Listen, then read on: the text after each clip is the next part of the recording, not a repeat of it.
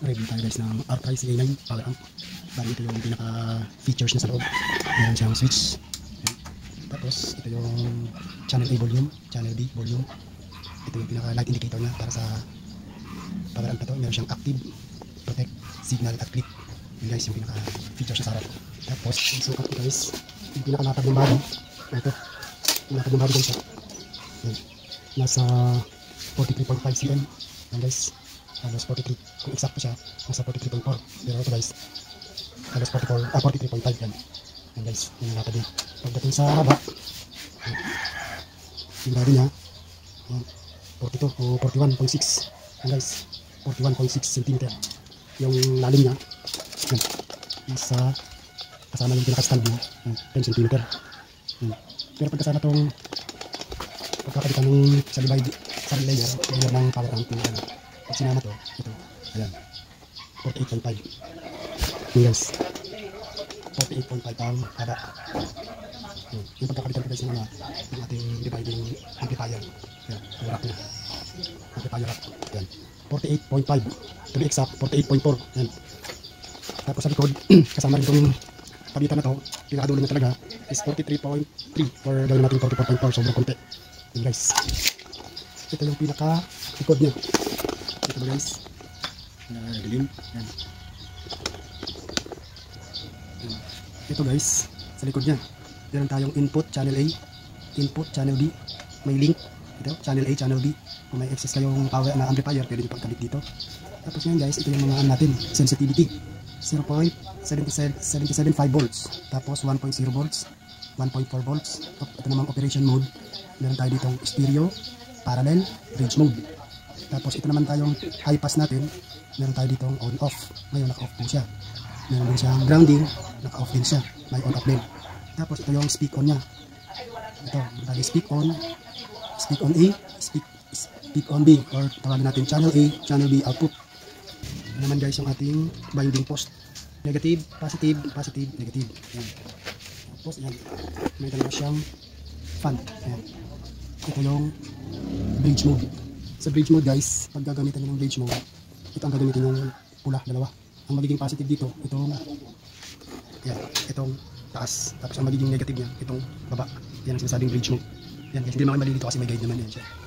Sa power cord naman siya, yan, mataba siya guys. Yan, taba. Tapos naka round plug. Europe siya, European plug. Ayan. Okay guys, buksan natin sa loob. Ayan.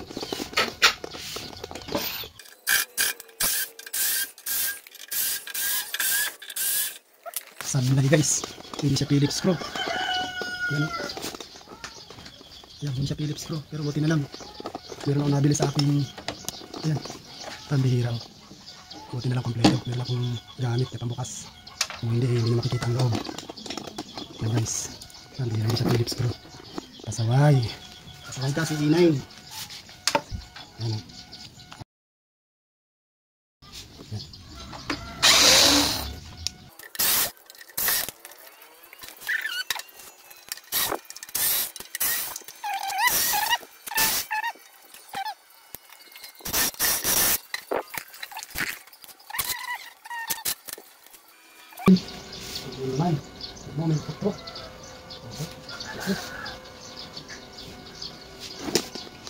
Ito guys ang laman ni CA9 R-Tri power amp. Meron siyang 1, 2, 3, 4, 5, 6, 7 itong transistor regulator or power transistor. Ganun din sa kabila. Yan. Yan guys yung channel A, channel B nya na regulator. 1, 2, 3, 4, 5, 6, 7 ang number ng against the light. Ito ba guys? Ayan, bahala na guys kung makita nyo. Medyo madilim. Ayan. TIC 5200 guys yung pangalan ng power transistor nya. TIC 5200 bali 4 sa kabila. Ganun din, pare-parehas.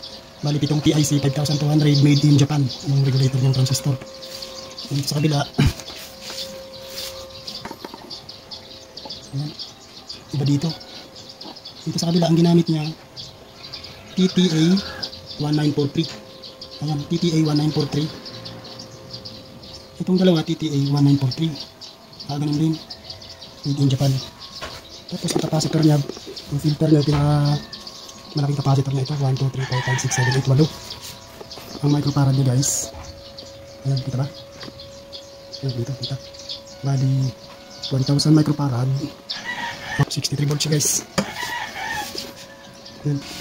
Tapos itong ating transformer, ang model ng transformer natin is P1000B-N. Ang primary niya is 220, secondary niya is 65 volts, 33 volts, 0 volts, 33 volts, and 65 volts. Then, yan, 17 volts, 0 volts, 17. Tapos ito, 12.5.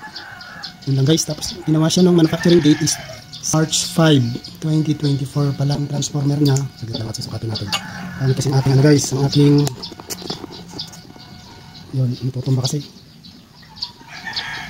Yan. Sukatin natin ang ating transformer. Transformer natin guys is yun, 16. Yan guys, 16 cm.